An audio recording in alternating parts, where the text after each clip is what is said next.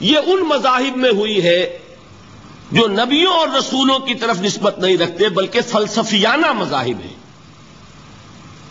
ہندوستان کے اکثر مذاہب فلسفیانہ ہیں. فلسفیانہ مذاہب میں یہ شرک فی الذات کس شکل میں پیدا ہوا؟ دو شکلیں پیدا ہوئیں. ایک ہماوست اور ایک حلول. حلول کیا ہے؟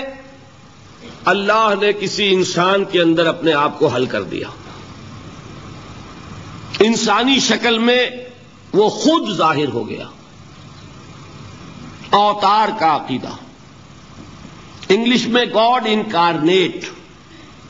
عیسائیوں میں بھی حضرت مسیح کو گاڈ انکارنیٹ بھی قرار دیا جاتا ہے. خود خدا نے یہ شکل اختیار کر لی. رام چندر جی ہوں، کرشن جی مہاراج ہوں، کیا ہے؟ یہ اوتار ہیں. اللہ نے ان میں حلول کیا یا اللہ نے ان کی شکل میں ظہور کیا. سمجھ میں آ گیا؟ اور ایک عقیدہ کیا ہے؟ یہ بڑا فلسفیانہ مسئلہ ہے، دیکھیے بڑا ٹیڑھا مسئلہ ہے یہ، لیکن میں اس وقت اس کی تفصیل میں نہیں جاؤں گا، بہت باریک باتیں ہو جائیں گی. مسئلہ کیا ہے کہ اگر خدا کو مان لے تو پھر سوال یہ ہے کہ خدا نے اس کائنات کو کیسے پیدا کیا.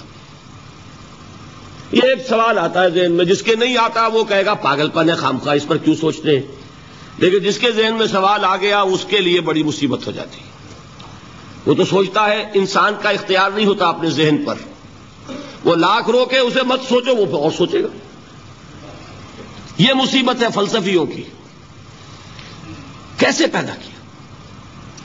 اب ایک تصور تو یہ ہے کہ جیسے یہ میز ہے، بڑھئی نے بنایا اس کو، بڑھئی علیحدہ ہے، میز علیحدہ ہے. لیکن اس میں یہ بات ماننی پڑے گی کہ پہلے کوئی چیز تھی جس سے میز بنائی. لکڑی تو تھی نا، اس سے میز بنائی. لہذا ہندوؤں میں ایک عقیدہ یہ ہے کہ خدا بھی قدیم، مادہ بھی قدیم. خدا نے اس مادے سے یہ شے بنا دی، مادے سے یہ بنا دی. وہی مٹی کی تغاری ہوتی ہے، کمہار اس سے کوئی رکابی بنا دیتا ہے، کوئی وہ ہنڈیا بنا دیتا ہے، کوئی گھڑا بنا دیتا ہے. مٹی تو ہے نا پہلے. تو مادہ بھی قدیم، خدا بھی قدیم، اور مادے سے خدا نے یہ شکلیں بنا دی.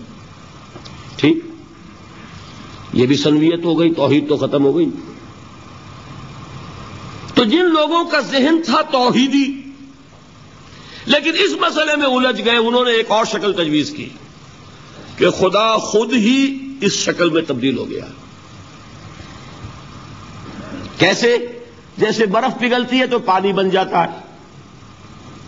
پانی کہاں سے آیا؟ برف سے. اب کوئی پوچھے برف کہاں ہے؟ بھائی یہی پانی ہے، یہی برف ہے یا نہیں؟ اسی پانی کو آگ کے اوپر آپ نے رکھ دیا، وہ بھاپ بن گئی. اب آپ کہیں برف کہاں ہے، پانی کہاں ہے؟ یہی بھاپ جو ہے یہی در حقیقت پانی ہے، یہی بھاپ جو ہے یہی برف ہے. یہ ہے وہ ہماؤس پینتھیزم جس کو انگریزی میں کہتے ہیں، کہ خود خدا نے روپ دھار لیا اس کائنات کا. یہ دو فلسفے ہیں. کیا ہے یہ؟ بدترین شرک ہے.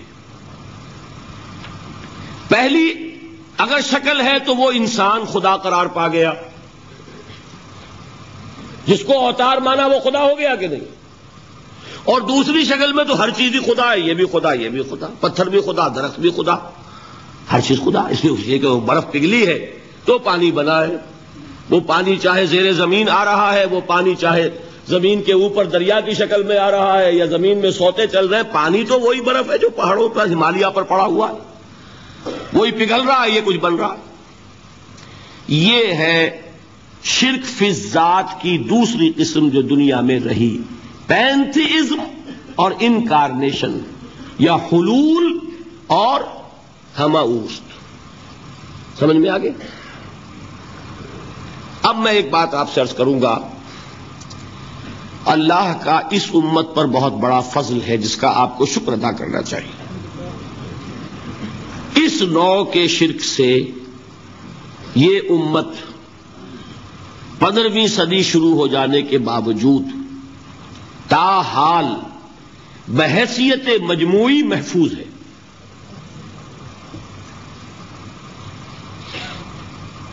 میں نے بحیثیت مجموعی کہا ہے. کوئی افراد یا عوام الناس یا جوہلا یا شعراء یا نعت گو وہ مبالغہ آرائی میں کوئی بات کہہ دیتے ہو تو وہ علیحدہ بات ہے. لیکن مسلمانوں میں کوئی مستند فرقہ اور اس کے جو مستند عقائد ہیں ان میں الحمدللہ آج تک ایسی کوئی چیز شامل نہیں. اس کا جب آپ تقابل کریں گے نا،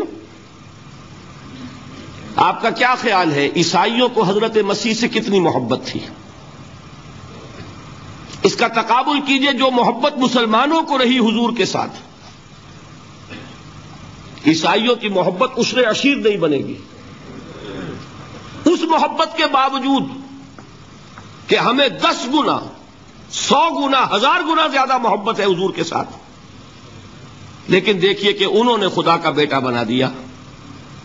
یہاں کسی نے حضور کے بارے میں یہ بات آج تک کہی؟ یہ بہت بڑا کنٹراسٹ ہے نا. یہ در حقیقت عقیدت اور محبت کا غلو ہوتا ہے. تو عقیدت اور محبت کی کمی تو یہاں بھی نہیں، الحمدللہ ان سے زائد ہے. لیکن الحمدللہ ثم الحمدللہ ثم الحمدللہ خدا کا بیٹا تو کسی نے نہیں بنایا. اچھا میں ایک اور کنٹراسٹ آپ کو دکھاتا ہوں تاکہ آپ اللہ کا شکر کریں. حضرت علی کی کیا نسبت ہے حضور کے ساتھ؟ نبی اور امتی. حضرت علی کو خدا کہنے والے پیدا ہوئے کہ نہیں؟ بتائیے نا. کیا وجہ ہے کہ علی کو خدا کہنے والے پیدا ہوئے لیکن محمد کو خدا کہنے والا پیدا نہیں ہوا صلی اللہ علیہ وسلم ورضی اللہ تعالی عنہ؟ بہت اہم بات ہے، غور کیجیے گا اس کو. حالانکہ حضرت علی کا رتبہ کہاں، حضور کا کہاں. آج بھی آپ دیکھیے آپ کے جاہل عوام کے زبان پر نعرہ یا علی مدد کا ہوتا ہے یا محمد مدد کسی نے کہا آج تک؟ یہ یا محمد لکھنے کے کام آتا ہے صرف. وہ مسجد پہ لکھ دو تاکہ پتہ چل جائے یہ فلاں فرقے کی مسجد ہے، دوسرا خود ہی بھاگ جائے وہاں سے. یہ صرف کس کام کے لیے ہے؟ باقی جہاں اصل میدان میں بات آتی ہے کوئی نعرہ لگاتا ہے یا محمد مدد. محمد کا رتبہ اونچا یا علی کا؟ تو ان سے کیوں نہیں مدد مانگی؟ یہ سوالات آپ کے سامنے رکھ رہا ہوں میں. پھر یہ کہ جس طریقے سے کہ غوث اعظم کو پکارا جاتا ہے، کیا محمد کو پکارا جاتا ہے؟ کیا نسبت ہے؟ حضرت علی تو پھر بھی صحابی ہیں، خلیفہ چہارم ہیں، حضور کے چچا داد بھائی ہیں، داماد ہیں. غوث اعظم تو بہرحال وہ نسبت تو نہیں ہے. دیکھیے میں اس کا تعلق جوڑتا ہوں ختم نبوت سے. جس طرح اللہ نے خصوصی حفاظت فرمائی ہے قرآن کی، اسی طرح خصوصی حفاظت فرمائی ہے محمد الرسول اللہ کی. یہ اسپیشل پروٹیکشن ہے، ورنہ نہیں ہو سکتی تھی. یہ خصوصی تحفظ ہے اللہ کا. یہاں بگاڑ پیدا ہو جائے تو صحیح کون کرے گا؟ اب حضرت مسیح کی اصل حقیقت تو حضور نے آگے بتا دی. ذالک عیسی ابن مریم قول الحق الذی فیہ یمترون ما کان للہ ان یتخذ ولدا سبحانہ. یہ حضور نے آ کر حضرت مسیح کی حقیقت بیان کر دی کہ نہیں؟